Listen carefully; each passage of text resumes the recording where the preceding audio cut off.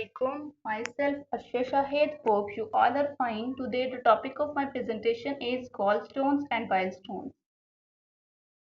First of all, we will discuss that what is polylithiasis, the formation of gallstones, solid particle within the gallbladder.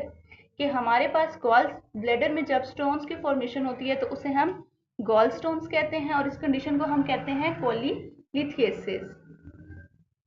अब हम देखते हैं कि हमारे पास gallstone जो है वो कौन से कंपोनेंट से मिलकर बनते हैं। कंपोजिशन हम देखते हैं गॉलस्टोन्स की।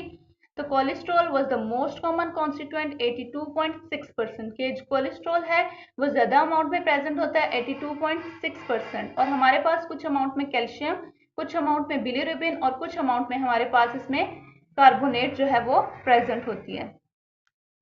उसके बाद हमारे पास आ जाती हैं गॉलस्टोन की टाइप्स। तो there are two types of gallstone, cholesterol stones and pigment stones. Cholesterol stones जो है ये बहुत ही कॉमन होते हैं। 75 से 80% जो है हमारे पास कोलेस्ट्रॉल स्टोन्स प्रेजेंट होते हैं। अगर हम इसके कलर की बात करें तो ये येलो और ग्रीन होते हैं और ये हार्डेंड कोलेस्ट्रॉल से जो है वो कंपोज्ड हुए होते हैं। नेक्स्ट आपके पास आ जाते हैं पिगमेंट स्टोन। पिगमेंट स्टोन जो है ये बहुत ही रेयर होते हैं, स्मॉल होते हैं, इनका कलर जो है वो डार्क होता है और ये मेड ऑफ बिलीरुबिन के, ये बिलीरुबिन से मिलके बनते हैं। बिलीरुबिन जो है लिवर में आपके पास बाइल प्रेजेंट होती है और बाइल में एज अ कंपोनेंट हमारे पास बिलीरुबिन प्रेजेंट होती है। ये जो है ऐसे लोगों में पिगमेंट स्टोन ज्यादा होते हैं जिन्हें लिवर डिजीजेज होती हैं, फॉर एग्जांपल लिवर सिरोसिस, या जिन्हें ब्लड डिसऑर्डर्स होते हैं, फॉर एग्जांपल हिमोलाइटिक एनीमिया और सिकल सेल एनीमिया। अब हम बात करते हैं इसकी इटियोलॉजी की। तो imbalance in the substances that make up bile, cholesterol, bilirubin and bile salts. जो सब्सटेंसेस मिलके बाइल बनाते हैं, कोलेस्ट्रॉल, बिलीरुबिन और बाइल साल्ट्स, अगर इनमें इम्बैलेंस हो जाता है तो भी हमारे पास जो गॉल स्टोन है वो कॉज हो सकता है।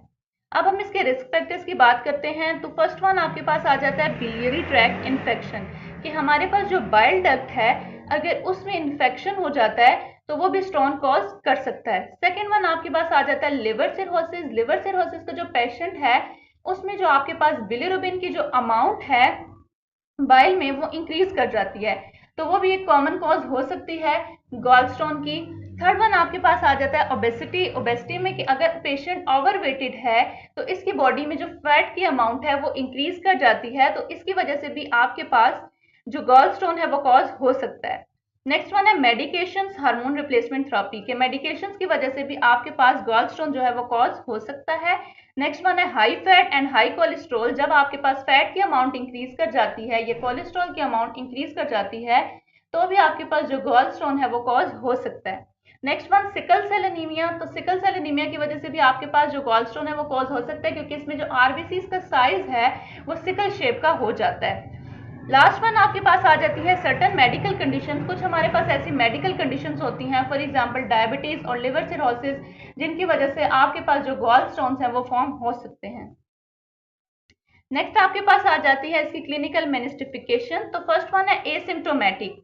Many peoples with gall stone have no symptoms. जब आपके पास अर्ली स्टेजेस में गॉल स्टोन फॉर्म होता है तो आपके पास पेशेंट को कोई भी सिम्टम्स शो नहीं होते, क्योंकि जो गॉल ब्लैडर है आपको वो प्रॉपर फंक्शन परफॉर्म कर रहा होता है और सिम्टम्स कोई भी शो नहीं होते। नेक्स्ट आपके पास आ जाता है सिम्टोमेटिक। इसमें आपके पास फर्स्ट वन है biliary colic, severe pain in the upper right abdomen often radiating to the back or right shoulder typically after meal। कि खाने के बाद आपको अपर राइट एब्डोमेन में पेन होगा और ये रेडिएट होता है बैक और राइट शोल्डर में। सेकेंड वन इसकी आपके पास आ जाती है नोजिया और वॉमिटिंग, कि आपको नोजिया और वॉमिटिंग फील होगी। उसके बाद जॉन्डिस है। जॉन्डिस के अगर आपके पास बाइल डक्ट ऑब्स्ट्रक्ट होगी है स्टोन की वजह से तो जॉन्डिस भी होता है इसकी सिम्टम में। नेक्स्ट आपके पास फीवर एंड चिल्स है, कि अगर गॉल ब्लैडर में आपके पास इंफेक्शन हो गया है तो आपको फीवर एंड चिल्स शो देखने को मिलती हैं। उसके बाद आपके पास इसके डायग्नोस्टिक टेस्ट आ जाते हैं। तो फर्स्ट वन आपके पास है अल्ट्रासाउंड। ये प्राइमरी टेस्ट है, ये हाईली सेंसिटिव होता है कि हम जब गॉल स्टोन को डिटेक्ट करने के लिए जो है अल्ट्रासाउंड यूज करते हैं। उसके बाद हाइडा स्कैन है, जिसका दूसरा नाम आपके पास आ जाता है कोलिसेंटीग्राफी। इसमें आपके पास हम गॉल ब्लैडर के फंक्शन को असेस करने के लिए इसका यूज करते हैं। नेक्स्ट आपके पास सिटी स्कैन है, alternative imaging useful for detecting complications, कि आपको पता चल गया कि आपके गॉल ब्लैडर में स्टोन है तो आप उसको उसकी फर्दर कॉम्प्लिकेशंस को डिटेक्ट करने के लिए सीटी स्कैन का यूज करते हैं। उसके बाद आपके पास आ जाता है ERCP, इसकी एब्रीविएशन आपके पास है एंडोस्कोपिक रेट्रोग्रेड कोलिएंजो पैंक्रियाटोग्राफी। ये बोथ डायग्नोस्टिक और थेरेप्यूटिक के लिए यूज होता है बाइल डक्ट के स्टोन्स के लिए।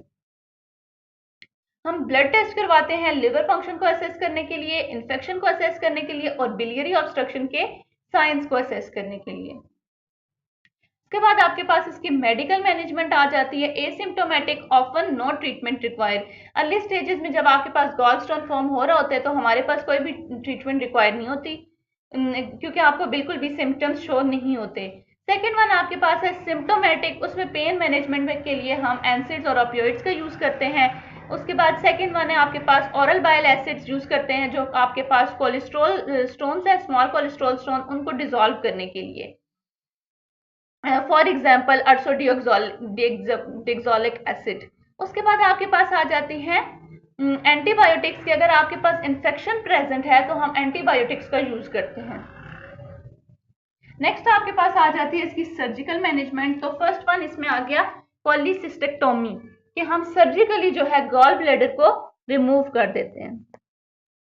नेक्स्ट वन आपके पास आ जाता है लेप्रोस्कोपिक कोलिसिस्टोमी। ये मिनिमली इन्वेसिव है और प्रेफर्ड मेथड है, जिसमें आप लेप्रोस्कोपिक सर्जिकल टूल्स यूज करके गॉल ब्लैडर को रिमूव करते हैं।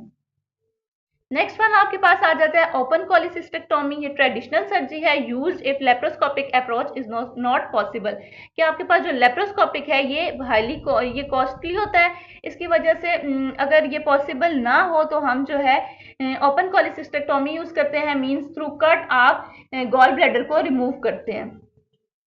उसके बाद आपके पास आ जाता है ERCP। इसमें आप एंडोस्कोप के जरिए एंडोस्कोप के जरिए जो है बाइल डक्ट में जो स्टोन है उसको रिमूव करते हैं। नेक्स्ट आपके पास आ जाती हैं इसकी कॉम्प्लिकेशंस। तो फर्स्ट वन आपके पास है एक्यूट कोलिसिस्टेसिस, जिसमें आपके पास जो गॉल ब्लैडर है उसमें इन्फ्लेमेशन हो जाती है। सेकेंड वन आपके पास आ जाता है कोलिडोकोलिलिथिएसिस, जो आपके पास कॉमन बाइल डक्ट है उसमें अगर स्टोन्स हैं तो इस कॉम्प्लिकेशन को हम कहते हैं कोलिडोकोलिलिथिएसिस। थर्ड वन आपके पास है कोलेंजाइटिस, कि बाइल डक्ट में अगर इंफेक्शन है तो उसे हम कहेंगे कोलेंजाइटिस। फोर्थ वन आपके पास आ जाता है पेंक्रियाटाइटिस। अगर आपके पास पेंक्रियाज में इन्फ्लेमेशन हो गई है बाइल डक्ट की ऑब्स्ट्रक्शन की वजह से तो उसे हम कहते हैं पेंक्रियाटाइटिस। लास्ट वन आपके पास आ जाता है गॉल ब्लैडर गैंग्रीन और perforation, severe complications due to untreated inflammation और इन्फेक्शन, कि अगर आपके पास गॉल स्टोन जो है, गॉल स्टोन की इन्फ्लेमेशन या जो गॉल ब्लैडर की इन्फ्लेमेशन या इन्फेक्शन जो है वो ट्रीट नहीं हुआ तो आपके पास जो गॉल ब्लैडर के फटने का खतरा है वो भी ज्यादा हो जाता है। Thank you so much, hope you all will understand.